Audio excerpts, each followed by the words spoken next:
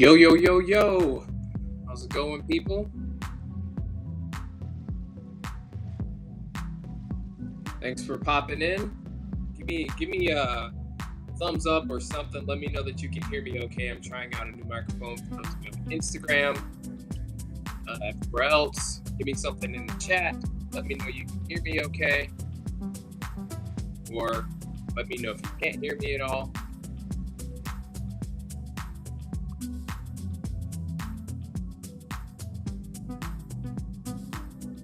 We're going to get started here in a little bit.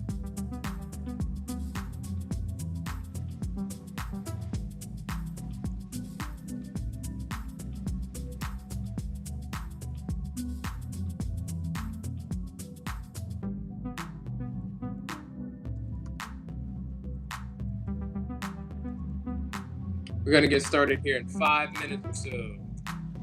5 minutes.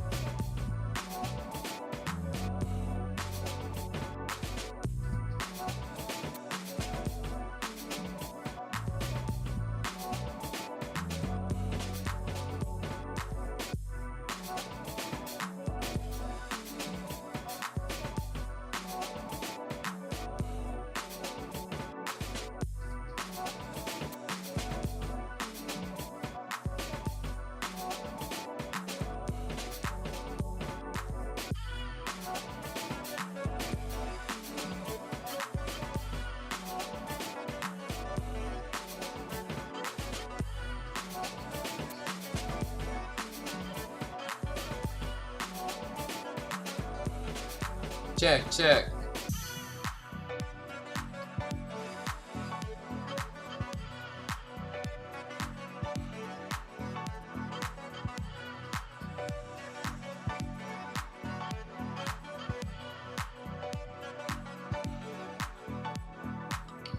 Yo, people.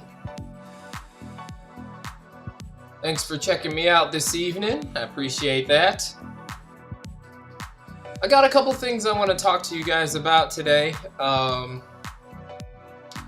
lot of people have been reaching out to me, asking me about things like marketing and how to have more book sales,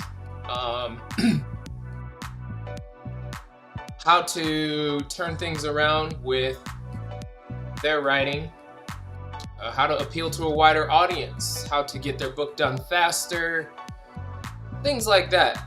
And I want to make sure that I can give you guys exactly the steps that I use to help me finish books faster help me get better books out there, um, help me help my audience, my clientele, the people that I know, the people who hire me to work for them, people who want to tell their stories, how to help them have better stories. So I definitely want to make sure that I give you guys the best information that I can. And in order to do that, I have to present these little live things. So today we're going to talk about a whole lot of things. I want to keep it condensed to an hour because this is Saturday evening. I want to make sure you guys aren't taking up too much time with me. So if you can hear me, go ahead, give me a thumbs up. If you can hear me, hey Kathy, one of our best authors. Wow, celebrities in the house. Kathy Johnson. Nice to see you, Kathy. You're doing big things. Love everything that you're doing. She came to us. Oh man, how long ago at this point, Kathy? Maybe a year and a half ago. A year and a half ago, you came to us and with your first book, and now she's got 3. They're all. I know you guys can't see. I got my bookshelf back here, but all of Kathy's books are here. I missed your party. I'm still upset at myself for missing your launch party. I got the movie premiere or the next one you have. We're gonna definitely make sure that we're there. Hi to everybody on Instagram. Sometimes you're gonna see me looking at different points because I got you guys here, Facebook, YouTube. I got Instagram next to me on another camera, like, trying to do big things. Okay. So I want to talk about how to improve your career as a writer. As you know, this is a long, or maybe you don't know, this is a long marathon of a career. Kathy could tell you, she's here in the chat, this is not a get rich quick. This is not a write one book and you're done. This is not a I can do this overnight type of career. This is a long marathon of a career. You're going to have to invest and keep investing and keep investing and keep investing and taking all the opportunities that come. And you never know where they're going to come. Like I one of the things that I also do, I'm a musician. Same thing. Anything in the arts, like maybe you're an actor, right? Maybe you're striving to be an actor. Maybe you're a content creator. Anything in the arts, you're going to be investing and reinvesting and keeping doing this thing. And especially as technology starts to evolve or continues to evolve, I should say, more things are going to open up to help you. Like, for instance, when I first started as an author, it was Facebook was it. Facebook and MySpace, that was it. And now you guys have TikTok and Instagram. Yeah, there was no Instagram when I started. No Instagram, just Facebook. So now you guys have TikTok and Instagram and Twitter and YouTube. Like, YouTube was around, but it wasn't like it is now. Like, it's really made for content creators now. They got YouTube Shorts, which is kind of like, TikTok Lite. So there's so many different ways. You can literally reach people across the globe that fast. With one video. And when I was first starting out, that just wasn't the case. It wasn't the case. So I will say, like, nowadays, it is so much easier for authors to really take this thing by the horns and make money. Like, Instagram will give you money just for creating reels. And if you build a following as an author, they will give you money for using their platform. They will give it to you. How many people can say that, so there are so many ways, more ways nowadays to really make this a career. So the first thing that you guys have to do is, don't put up the barrier of what you can do with a writing career before you even get started. That's going to be a big Achilles heel for you guys because the options are there. There's so many different options that if you put up your barrier first, now all those options are gone. Okay, all those options are gone. And so that's the first thing, is just get out of your own thinking that you can't do it. That's just number one. Okay, get out of your own thinking that you can't do it, because if you think you can't, then you won't. You will make yourself right, and you're your own worst critic. So not only are you gonna think you can't do it, you're gonna prove yourself right, and then like go through the whole "I told you so" to myself that I couldn't do it. So just get that off the top. And then you need to understand, again, this is a marathon. It's okay to start small. It's perfectly okay to start small. And I'm going to give you a couple of things to kind of hack the system and help you guys with ranking higher on Instagram, with getting more sales from your book, things you can use, things you should use to market or promote, or website. Should you have a website? Should you not have a website? But all of that is down the line. All of that is down the line, okay?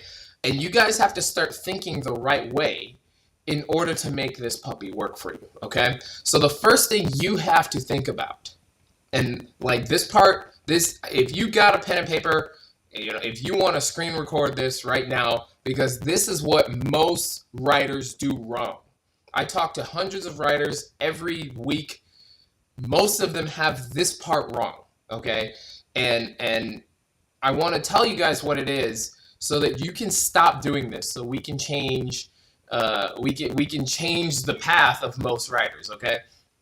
Most writers think of this book as their baby. Have you ever heard a writer say that, like this is my baby? I don't want to, I gotta find the right people to trust with my baby. Things like that. Have you ever heard that? Stop doing that. Please stop doing that. Because I have kids. When you're a parent, you don't want your kids to go through anything hard. Now, you resign yourself to the fact that it's going to happen because, fortunately and unfortunately, sometimes they're their own person. They have their own lives. They're going to make their own decisions. They got their own thing going on. They might not want to be like you. They might want to be exactly like you. And they're their own entity and human being. They have rights. They have, their own path for life. So at some point, you have to let them go, which means they're going to go through stuff, right? Now, with a book, it doesn't have its own rights. These characters are make-believe, unless you're writing nonfiction. And we're keeping this theme to the fiction and creative fiction, or creative nonfiction, I should say. But these characters they don't have rights. They don't exist. They don't have their own path besides what you give them in your own head, right? So you can control what they go through. And if you have that mentality that this is my baby, they're never going to go through anything. Please stop doing that. Stop doing that, okay?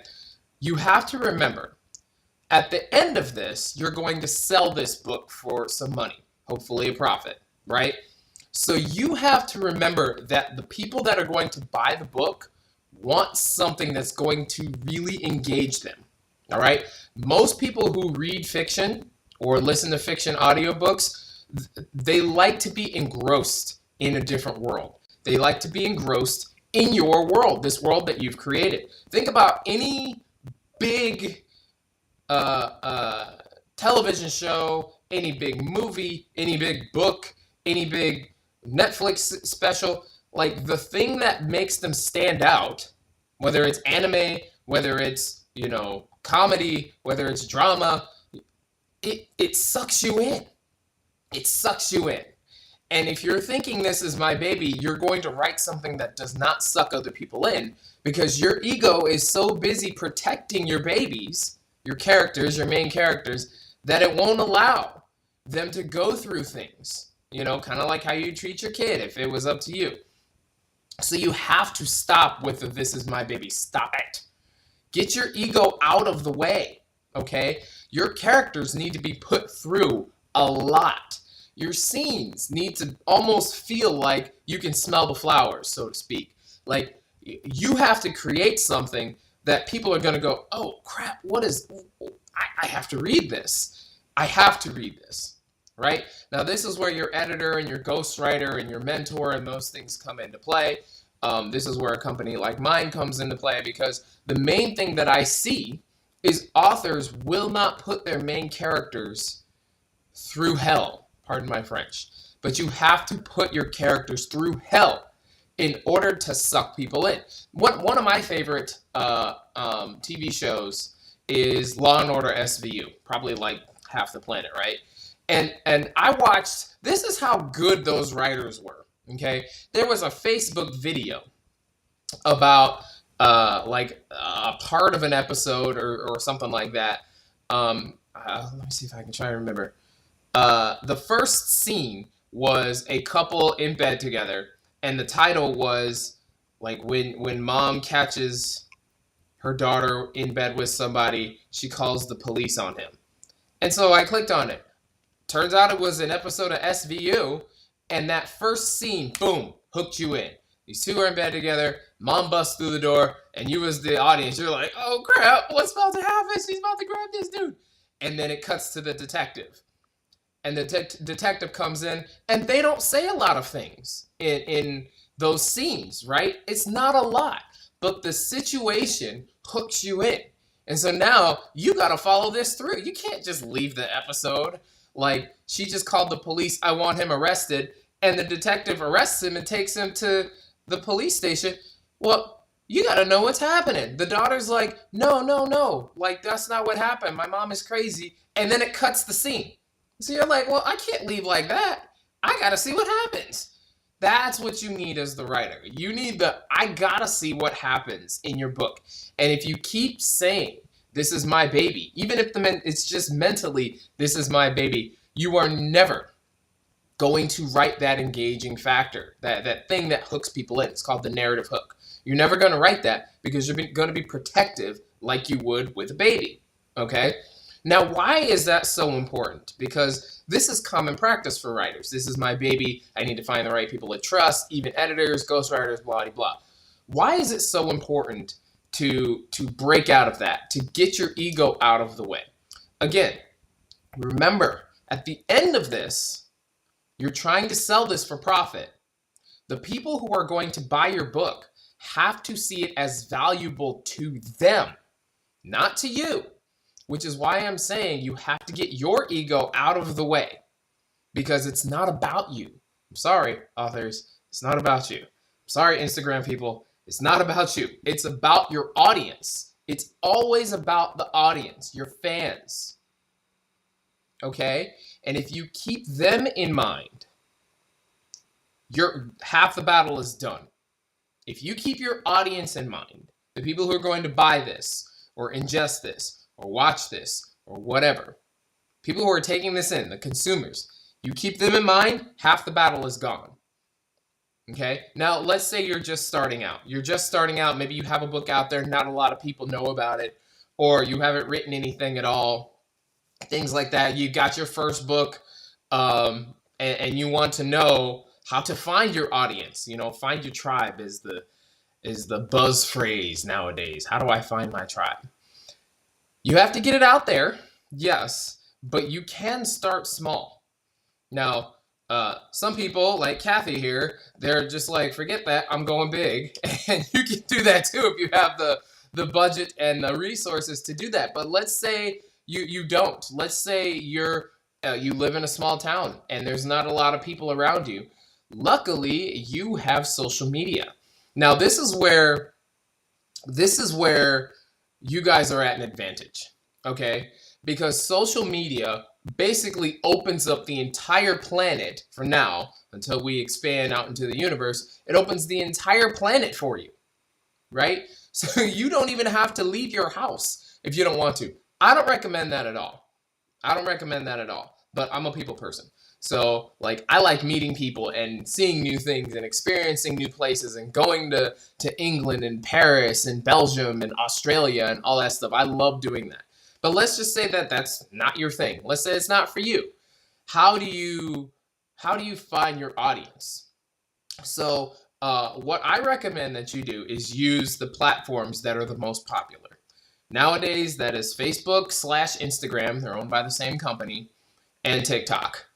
And for people who are more social, you might want to do a YouTube thing. You might want to go into your town, maybe go to your bookstore, go to some event spaces, plan a book signing event, and actually make it an event. We'll talk about that a little bit more here in a little bit. But for those of you who are introverts, start with social media. Now, fortunately, it doesn't take a lot to get Facebook friends. Fortunately, most people use social media for that. Social media. They want to know what their friends think about people who are like them. You know, let's say you're an author. Authors are more likely to approve other authors as friends. And authors got to read in order to write well. So it's a lot easier to expand your writing circle than it ever has been before. It's a lot easier to expand your writing circle nowadays than it's ever been before. And so this is a great opportunity for you because it doesn't take a lot of effort. They'll see, you know, you have author in your profile something, or you've written a book and you've posted it online. When you friend request somebody, most people don't just delete you without checking you out first, because they want to see how you know them, especially if they're an author. They see you as a potential reader, they're going to check you out. So make sure that your profile thing is full. Make sure you have I'm an author in there. Make sure you have your website in there. Make sure, like, if you're open to it, have your WhatsApp number or a way for people to contact you. Like for me, it's different for me because I own businesses, so my everything is out there, right? But if you're an author, you want to keep some things private, definitely have that you're an author in there. If you have a website or other social media links, definitely put that in there. And you know, show that you're a real person. Have some posts. Don't just have one post and that's it. They're gonna think you're spam and not add you. Now another thing that you can do that Facebook is great for is groups. I am in oh man, it's got to be like 20, 30 writing groups on Facebook alone. 20 or 30 writing groups, and that ranges anywhere from editors, like authors looking for editors. That ranges from author promotion sites, authors helping authors, writers helping authors, editors helping authors, and there's tens of thousands of people in these groups just for writers. You can absolutely start friendships and expand your circle that way. Get feedback for free. Like it's such a great tool. This is where social media has really helped society and creators and artists like you guys, because it will allow you to expand your circle, okay? If you're just getting started, or if you're wanting to know how to find your tribe, how to get started, join these writing groups and get active. Get active. Don't lurk. You know, I see you guys. I see some of you guys lurking, and you just read and you don't really comment. That's not going to get it done in this field. Sorry. You got to get active. You got to let people know who you are. You got to let people know what you do. And this is a good way to find out what readers like. Like, authors are readers. Writers are readers. So, like, you get a part of these groups, and literally, once you get approved, like, there'll probably be an admin thing or a couple of questions you have to answer because they want to make sure real people are joining those things. Once you get approved, it's just a simple, hey, my name is Jonathan. I write fantasy mystery. How are you guys doing? Who's working on something? What do you guys write? And you will get so many people responding back, hey, nice to meet you. I write memoir. I write blah. I write this. I write this. Take some time and talk to those people. Okay, that's the easiest way to get your tribe. You know, find your target audience. Talk to people. Be personable. I'll give you this little tip, okay? This is from a business. I got multiple businesses. I've seen this in every single industry. All right? Every single industry. People trust people more than they trust businesses. So I put my face on Front Street. All right? I am right up front because I know that if I approach people as the company, they're going to think, oh, he's just trying to get me to buy something. If I approach them as a person, now it's, oh, this person is like me. And people will relate to people who are like them before they will relate to a business. So when it comes to finding your tribe, finding your target audience, especially if you're starting out, finding your readers, Approach them as a person, right? And really, as an author, that's the point. That's why you've written the book, right? Like you want people to connect with you, connect with your stories. So you have to show them that you are just like them. You are a person. Okay? So that's getting started, finding your tribe. All right. Now let's say you're a little bit further ahead. Let's say you've found a tribe, you've got a book out there, but it's not doing well. Okay? So you have to look at a couple of things. Now, unfortunately, I didn't get a hold of you. This video didn't come out, or maybe, you came in late in the process, and I didn't get a chance to look at your writing. All right? But the main thing that you have to answer a couple of questions right off the top. Number one, and this is the hardest question to ask, did I write something that people want to read? It's simple, but it's tough to do sometimes. I totally get it, because a lot of people still, this is my baby, and if nobody cares about your baby, it's like nobody cares about you, which is why you have to get your ego out of the way in order to be successful here, okay? Because it's so much easier to go through that editing process when you're not thinking about somebody not liking you. And I'm just going to give you a fair warning here. Somebody's going to not like you. So if you're the type of person that doesn't like that confrontation and can't take somebody telling you that your writing sucks and you need to go back into a hole and everything about this is terrible and you should have never picked up the pen to begin with, if you can't handle that, I recommend you find something else to do. Because I'm not just preparing you for writing a book. Okay, this is about being a successful author. So I have to prepare you for the things that you're going to see out in the world. And one of the bad things about social media is there are a lot of keyboard warriors out there. Some trolls. There are going to be people who talk about you who just showed up to talk about how bad you are. It does not mean you suck. It doesn't. It doesn't. Okay? Think about the best authors and writers and movie directors and singers and everybody that you know. Think about the best of the world, okay? Every single one of them has haters. Every single one of them. Stevie Wonder has haters. The guy who wrote Superstition, the blind guy, he has haters. People hate Stevie Wonder, okay? So if you think you're going to get through this thing without some haters, you're wrong. I'm sorry. You're wrong. Okay? Stephen King, yeah, on Instagram. Stephen King gets trolled so hard. Oh my God. People, and here's the thing too, like, it's actually kind of funny because haters and trolls do the same thing that fans do. Your super fans.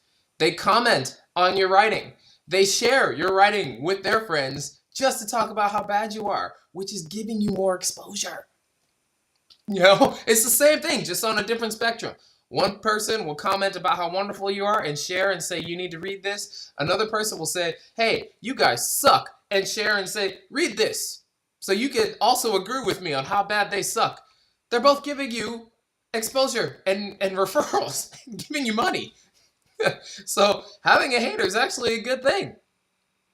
The way that I see it, when I was first starting, because I was that guy, right? Like in the beginning, I didn't want anybody to hate me.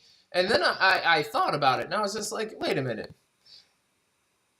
If I don't have a hater, I probably am not well known enough. That's the way I started thinking about it.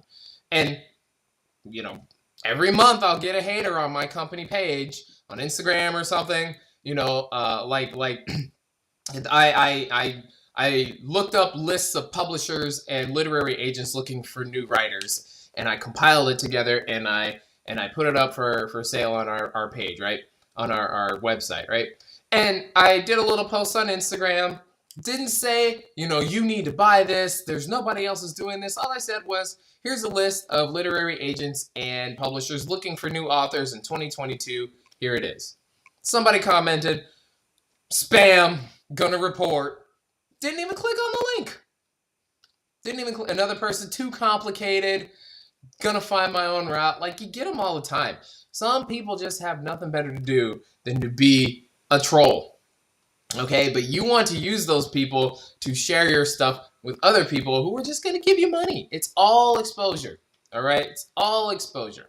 sometimes if you, the funny thing to do, like let's say you get a bad review, share that on those writers groups and share how bad people think your writing is. You will get an influx of sales because people want to read it to see if that person's review is justified. That's a little hack for you, okay? This happens all the time. Like on the writers groups that I'm in, somebody will write and publish a book and they'll get a 1 star, they'll screenshot it, share it in the group, and a whole bunch of people will go, hey, I just bought and read your book. I don't think it was that bad. There you go. Right? So haters and trolls do the same thing that super fans do, just on the opposite spectrum. And if you don't have a hater, you want to get haters. That means you're well known. Okay, now you don't want all haters, or you don't want all super fans. Like it's a weird dynamic, right? Like if you have all super fans, people who are just coming onto the process won't trust you. Like it's weird. Like even in business, like people look for like a Google listing business with 4.9 star reviews. That will get more business than a 5.0. Because like subconsciously it tells people this person has just helped a handful of people versus a 4.9 is, okay, well this person can't satisfy everybody, but obviously the people that they have more people who are satisfied than dissatisfied. They will trust that. And even in Amazon reviews, they will trust a book that has 35 Amazon reviews that averages out to 4.9 versus all 5.0. Or all 1 star. If you get a whole bunch of 1 stars, that's not going to give you anything. But if you have 3 or 4.5 or higher, people will be more understanding. Okay? So that's one of the biggest things, and this is kind of a good transition because that's one of the biggest things that you need while you're trying to help reverse or improve your writing career. You need reviews. All right, you need reviews. And I'm going to tell you why here in a second. But just kind of going back on, we kind of have to work backwards here, right? Like you want to think about your audience, okay? So that question that I posed earlier, did I write a book that people want to read? This is where that writing process comes in, okay?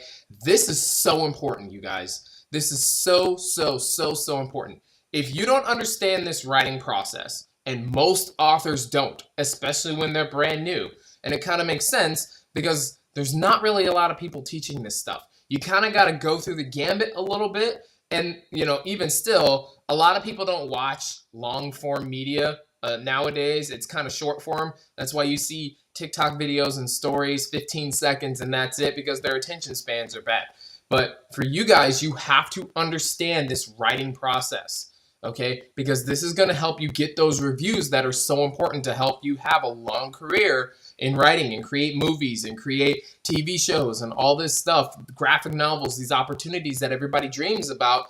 This is important. This is the how, okay? Just because you have finished that first draft does not mean you are finished. I mean, you not having somebody else read it. You are not finished. Okay, you aren't finished.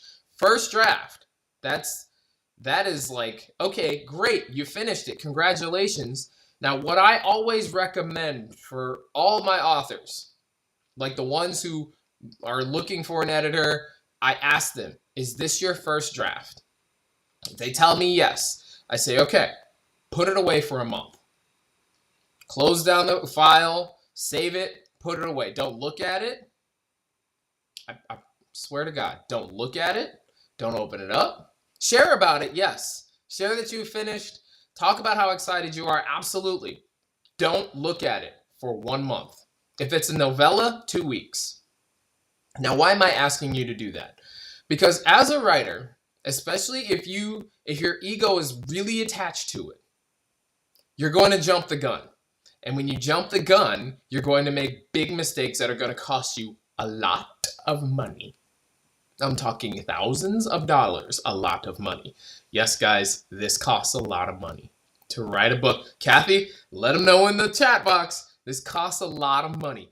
Even if you're trying to be as penny pinching as possible. You're going to spend money here, guys.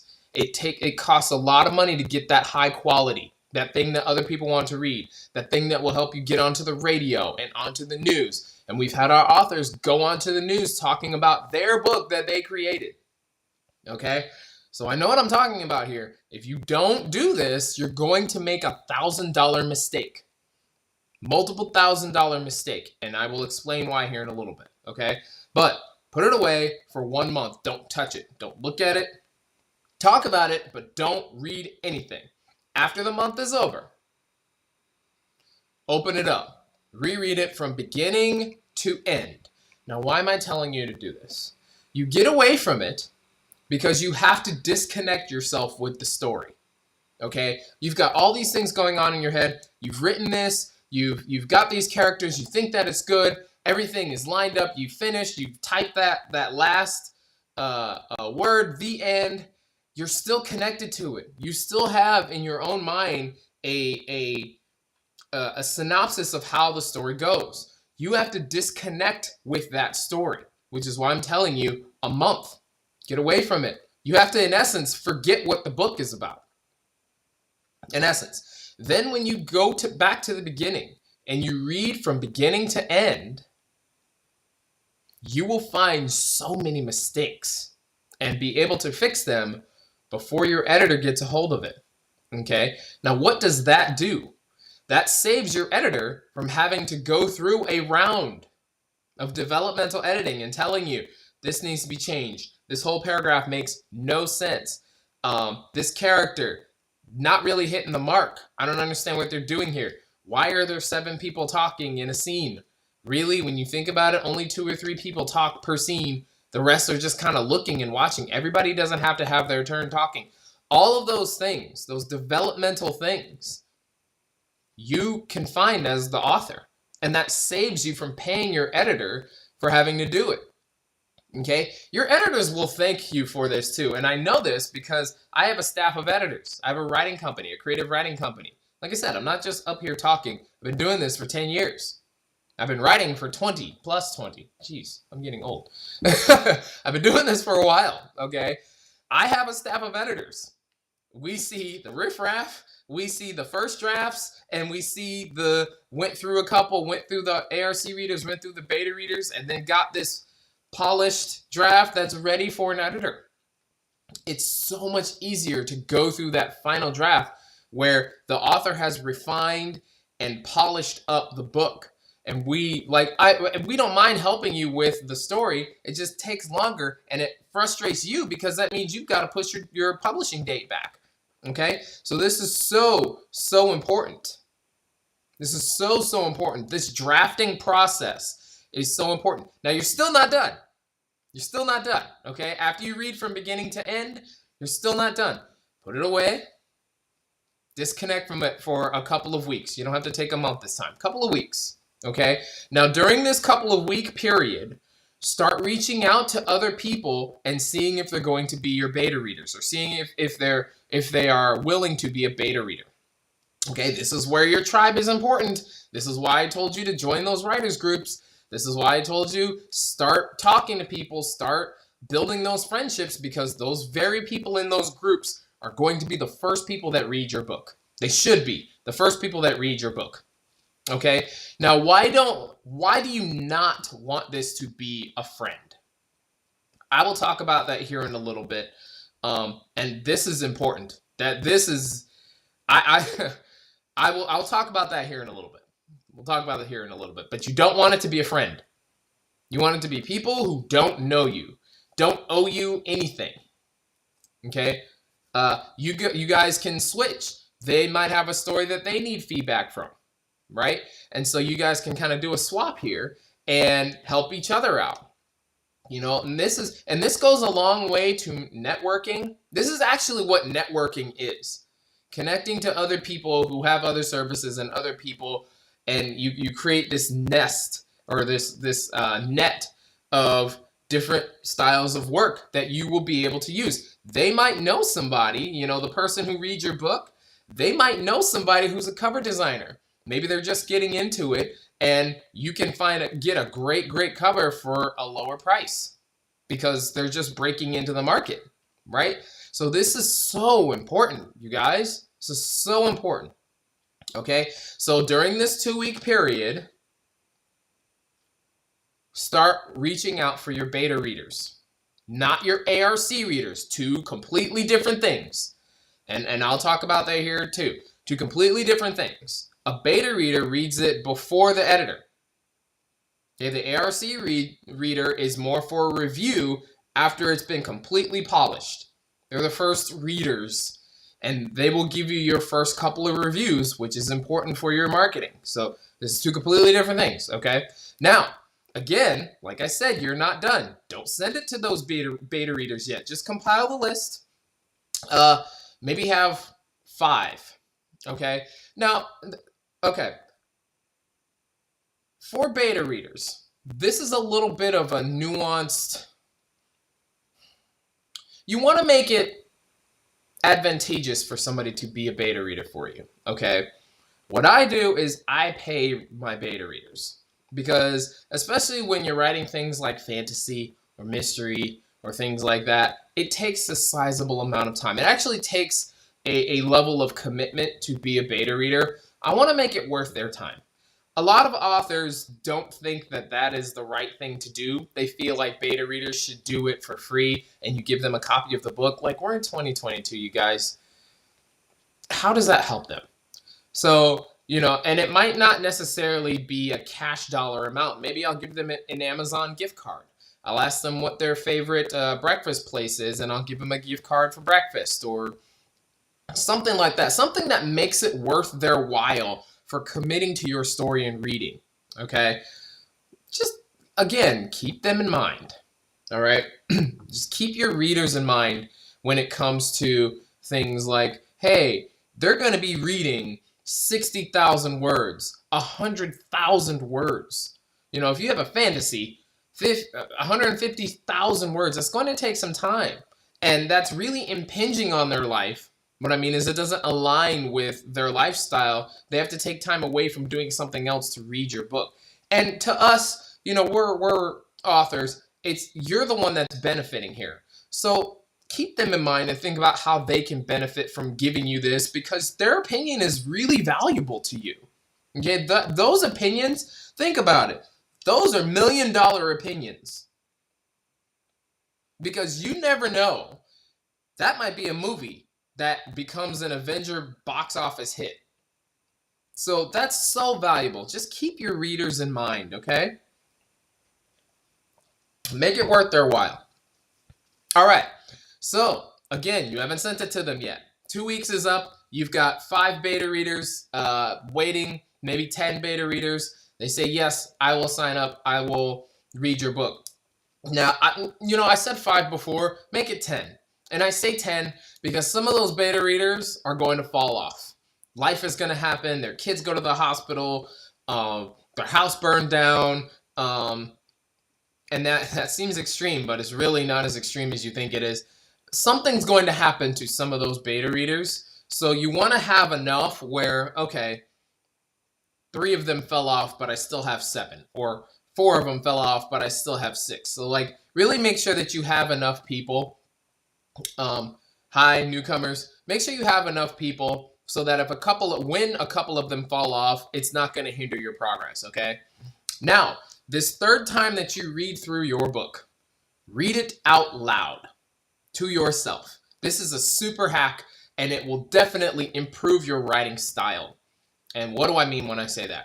When you read it out loud to yourself, you will find your voice.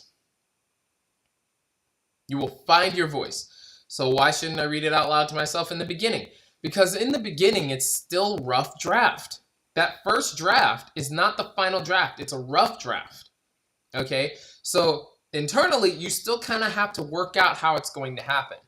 Now, after that second read through, you've worked out how it's going to happen. Now, does it communicate and sound right? Okay? So read it out loud to yourself. If you're really feeling bold, read it out loud to somebody else. Okay, if you stumble or you get tongue-tied or whatever, that part needs to be changed until it's smooth. It's smooth for you to read out loud. Excuse me. It's smooth for you to read out loud. When it's smooth, that is your voice. And that is how you find your voice to stand out from all the others. Because only you talk the way you talk. Okay? Only you talk the way you talk. So when it's smooth for you, you found your voice. It's the simplest, easiest way to find your voice. In essence, you're finding your voice by using your voice. So read it out loud to yourself, beginning to end. Pay specific attention to dialogue if your book has dialogue. If it sounds too wordy, or if you have to take a breath to read a section and it's not supposed to be an explanation piece, like somebody's explaining a process to somebody else, it's way too long. It's way too long, okay? When having conversations with two people, unless somebody is explaining something, it's normally not 4 sentences. They say a sentence or two, the next person says a sentence or two. So with dialogue and back and forth, make sure that it's smooth to read. If it sounds smooth to you, it's going to be smooth to the reader as well. Does that make sense? Okay, now you are ready for your beta reader. So it's time to contact them. Hey, I just finished my final read through. I'm ready to send it off to you. How do you want it in your email? However they say they want it, whether it be a PDF, whether it be a Word document. I mean, in the body of the email, I don't know why they would want that, but just in case, hopefully they don't want it snail mailed to them. But however they want it, give it to them in that way. Make it as easy for them to find your stuff as possible and open your stuff and read it. I recommend a PDF. It's just the easiest and smallest method. Word document, you really want to preserve that for your editor. But I mean, if they ask for it in a Word document, give it to them in a Word document. If you want to sign a non-disclosure agreement, an NDA, go ahead and sign the NDA just to protect yourself and protect them if they're authors as well. Do whatever makes you comfortable. Send it to them in however they want it. Make it easy. This is good practice for you later on down the line with your customers and your fans. Make it easy. Practice making it easy. Don't tell them to go to some obscure website and click on some link and all this other crap that's making it harder for them, because they will find something else that will distract them and be more interesting than reading your stuff. Okay? We're writing books here. Unfortunately, reading a book will not pay their bills, so they will find something else and be more distracted. They will. Take it from me, please. 20 years in the business, 10 years running a company, just about. I've seen it. Make it easy. Make it easy. Hey, how do you want me to send it to you in email? Oh, can you send me a Word document? Sure. Let's just do a non-disclosure agreement, and we can do that. Make it easy. Okay? All right. Now, be prepared for your beta readers to take a little bit longer than you would like. And that's really something that you should employ for the whole process. Like, it's not going to happen as fast as you want it to happen, or as slow as you want it to happen, really. Like, it's going to happen faster than you think it should and slower than you think it should. Be prepared for your beta readers to take a little bit longer than you would like. Again, this is something that's impinging on their life, not aligning with their life. Okay, at this point. All right, so you might have to remind them a couple of times. Be as gentle as you can be. Just make sure that you're following up with them. If you guys are doing like a book swap thing, send them little, hey, I just read this part. I think this is really good, and that will kind of remind them. Oh yeah, I'm supposed to read their book. Just make it easier. And remind them. Have a little bit of patience with your beta readers, okay? After this, after your beta readers get back to you, you're going to end up reading it again to account for all the changes. Because your beta readers are your first reader. And the reason why you don't want it to be a friend is because you want that unbiased opinion about your book.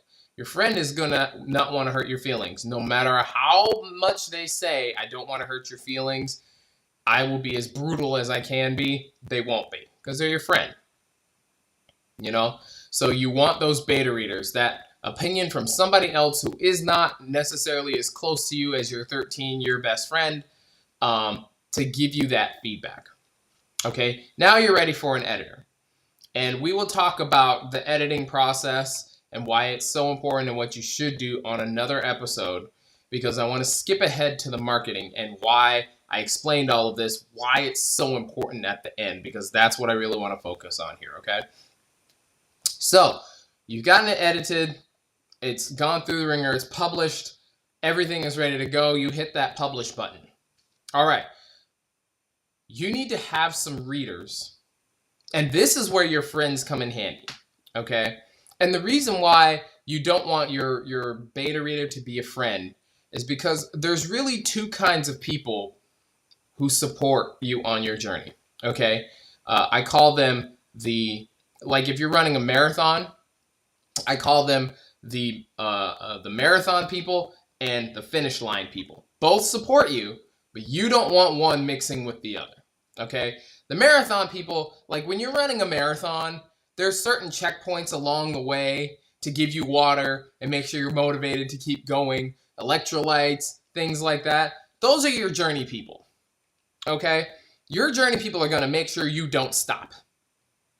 All right, so on those days where it is really hard for you, on those days where, man, I want to stop. I don't know if this is worth it. I can't go on.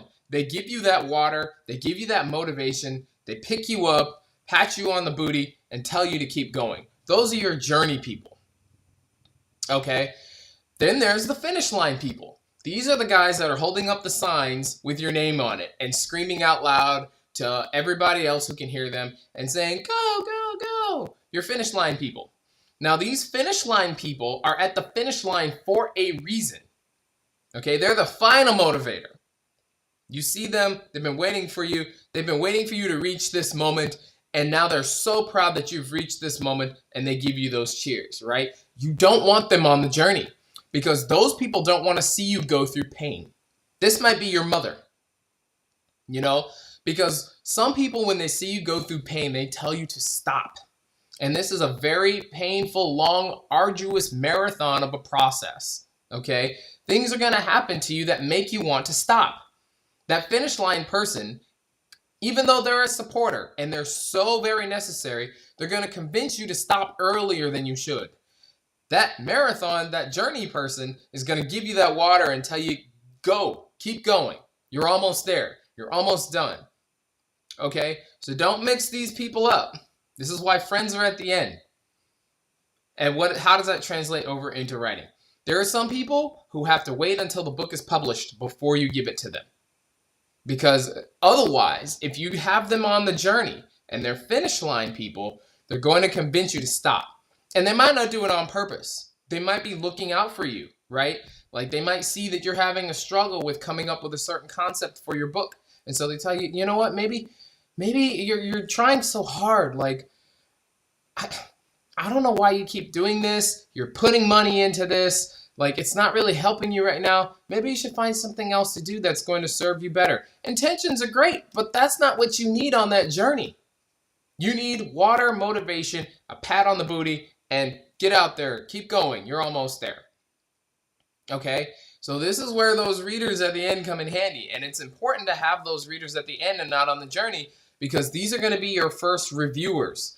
And the main thing that I want you to take away from this today is you need to have those beginning reviewers, those 10 reviews on your Amazon listing or on your Goodreads listing or on whatever you're posting up on. You want in the first month or two, 10 reviewers who have read and review your book, which means you might have to reach out to 50 people. Because again, some people are going to fall off, all right? But those 10 reviews are so important for building your writing career. Why?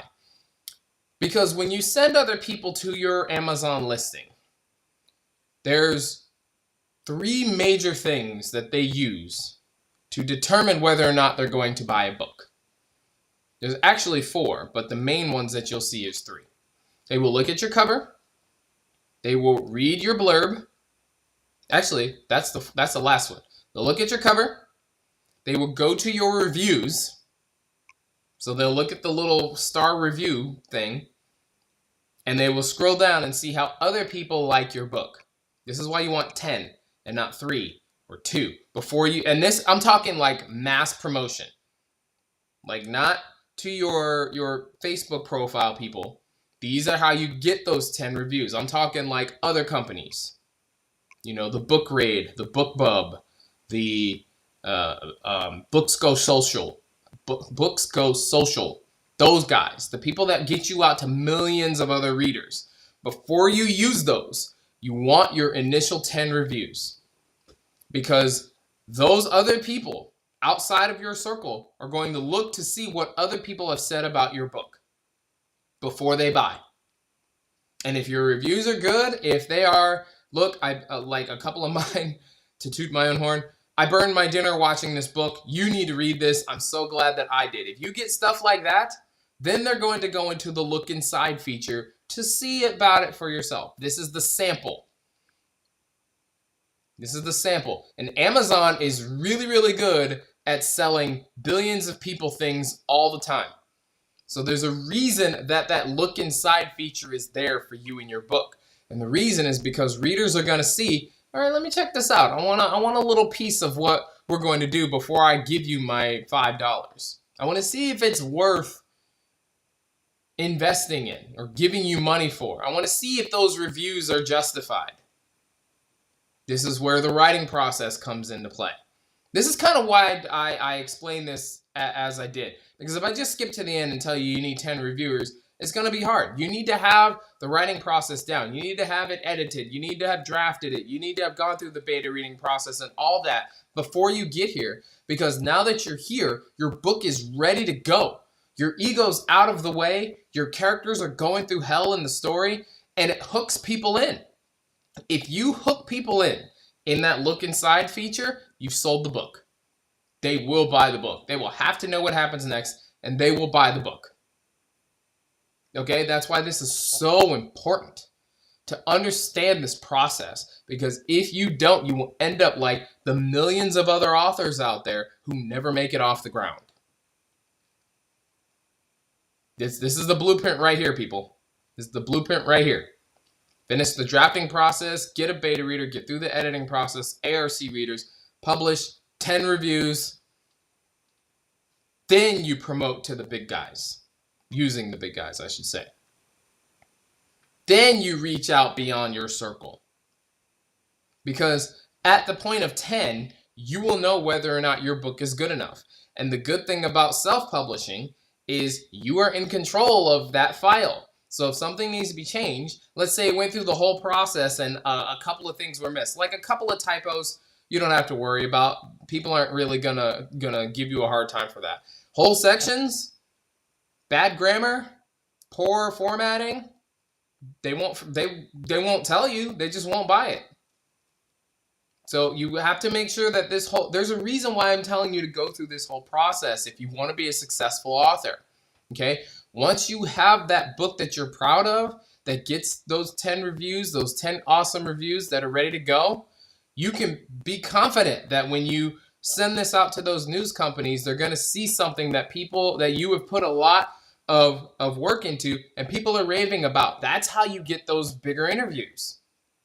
People are talking about you. You have a link in with some, like, how do you think authors get agents?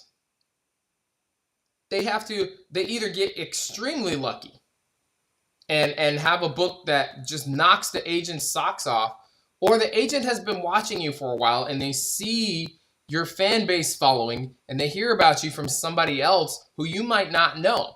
But because you went through that whole process and made sure that your book or books were ready to go before you promoted big, you have a book that can be marketed. And the agents look to see if you are marketable. This is why you can't just sit at home. right? So that's how people find agents nowadays. Agents go and find the people that they can market because their main thing is, can I get money? How does my agency make money from an author? If you show them that your books make money, they will come and find you because they want some of that money. Publishers, same thing. Publisher's job is to make money. Yes, they're going to tell you they believe in you, and they might very well believe in you, but they can believe in you all they want to. If it doesn't make money, they will drop you. It's just the way the game goes, you guys. Okay? So all of this is important. Those 10 reviews are important. With 10 reviews, you'll be able to know, okay, this is good, because they will be honest. They will be honest. Then you can market to the big boys. Sorry, I keep saying that. Then you can use the big boys to market your books to more people. And here's a little secret. When I was first starting, I did this. Go to those Facebook groups that you joined and you've been writing in and ask them, hey, what do you guys use to market? A lot of those have authors who aren't first-time authors. How do you guys promote your book? What did you do? And they will give you a list of things that worked for them or things that didn't work for them. Ignore the people who say there's no money in writing. Those are just bitter people who never made it and didn't follow the process all the way through. Okay? So today we talked about why those 10 reviews are so important, how to get your book ready for those 10 reviews, finish line people versus journey people, drafting process, why that's so important.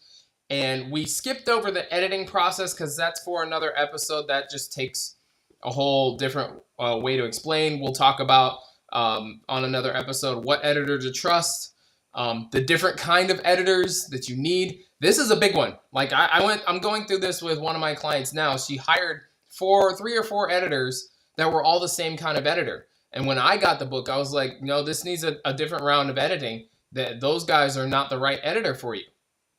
Like your book needed a specific kind of editing that those guys weren't qualified to do apparently. So there are different editors. All of the editors are important for your book to get it ready before it goes to marketing, okay? So again, 10 reviews. 10 reviews. Now, before I let you go, I do want to tell you a little hack of understanding when your book is ready for the big boys. If you have 25, 30 people who said they bought your book and nobody's telling you how they like your book, it probably needs a little bit of work. And I know it's frustrating, I know it's frustrating to have gone through these months, years of writing a book just at the end of it to learn it needs to be changed. But it's okay. Especially if this is your first book, it's okay to go back and rewrite and repolish a book to get it right for publishing. It's okay. It will help you become a better author. It will help you connect with your readers better. Because, like, if they sign up to read your book, like, I'm speaking facts here. If they sign up to read your book and you give them the book and they like it, they're going to read it and tell you that they like it. If they get bored, they're not going to tell you because they don't want to hurt your feelings. Like, it's cruel and nice at the same time, right? So if your book is engaging, they're going to read it through and they're going to tell you it's a page turner. I couldn't put it down. I wanted to. I had to eat, but I couldn't put it down. I've gotten reviews like that, you guys. I've gotten reviews like that. Like, that's the way it goes. So if you're giving it to people and they're not reviewing, this is why I say get 10. If you get 10, you're good. If you can't get 10, fix it. Right? So that's a little way to tell, hey, is my book ready to go to that market or not? And I'm telling you to do this before you invest in those big those big promotion companies. Like, you're going to spend $400 or $500 on some of these companies. But that's good because that means they can get you out to millions and millions of readers. A lot of those companies will not accept you if your book isn't of a certain quality. Why? Because they've spent years building up their list of readers that trust that if it comes from this company, it's a good book, which is why this whole process is important. which is why you want to make sure you have 10 good reviews, because that's something that these companies, they're going to look at your book. You're going to go through an editorial review. That's just them checking the listing, making sure you have dotted your I's, crossed your T's, the book is engaging. You're going to go through that process. They won't tell you, or they might send you an email that says, thank you for responding. We will get back to you as soon as possible. They're going to vet you out. They're going to make sure that you're quality because their readers trust them. Right? Their readers trust them. So they're going to make sure that you did your job as an author. If you didn't, they're going to tell you, we're not going to take you. And now you're just sitting in limbo. If you did, they'll take you and they will send your book to the millions in their list that know a book coming from this company is quality. And then you make hundreds, thousands of dollars from that. If the book is quality, which means you have to get your ego out of the way. This is not your baby. It's not. I'm sorry. It's not. I'm not here to discourage you from writing. I'm telling you, on the next level, this is what it is. Okay, nobody wants to read about a character that never goes through anything. We want to see somebody go through crap and overcome that crap and be better for it. That's a metaphor, but you get what I'm saying. All right, so this is why it's so important to do this process that I've explained in this last hour and get to the end of this process and get those 10 reviews, because that will tell you my book is quality and it's ready to go out to a mass market. Then you can go on the news. Then you can start having your book signing events. Then you can start doing your radio interviews. Then you can start doing all those amazing things that you hear about other authors doing. Those guys did not just pop up and do this. They've been working on it for a long, long, long time. They've perfected their writing. They've gone through multiple editors. They've hired ghostwriters. Like, there's so much that goes into writing these books that a lot of people don't see behind the scenes. You just see, oh, brand new author, brand new screenwriter, brand new whatever, Shonda Rhimes, brand new Netflix series. How did they do this? Oh, they started in their car? I could do that. No. They started in their car and they held on to it for 7 years while they got their stuff together. Then they invested in this, and this, and it took this much time. You don't see that because it's too long of a story. Nobody will read that. I'm telling you this is how it goes, okay? I'm telling you this is how it goes. I've created bestsellers here, all right? This is how it goes, all right? And don't be afraid, you guys. Don't be afraid. If you're just starting out, do not be afraid. This is all a part of the process. You are in control. And this is going to be fantastic for you if you follow the steps. All right? All right, great. Again, my name is Jonathan. Thank you, guys. Hopefully you guys got a lot out of this. Let me know in the comments box if you got something out of this. If you want to give a tip, I got Venmo and Cash App here at the bottom of the screen. Thank you so much. I appreciate all the tips. You don't have to, but I really do appreciate it. I'm going to try and do this 2 or 3 times a week. We'll see how the schedule lines up this week. But definitely on the weekends, I'm going to be doing this a lot more. I might do another one tomorrow, just to help you guys with navigating through this whole process of being an author and how to really make money from this and how to have fans all over the world, okay? All right, excellent job. Good job on all of your writing. Please don't give up, and the world needs you guys. The world needs you guys. We will talk about a lot more in the following days. See you, Kathy. Thanks for popping in. Thank you guys on Instagram, and we will see you next time.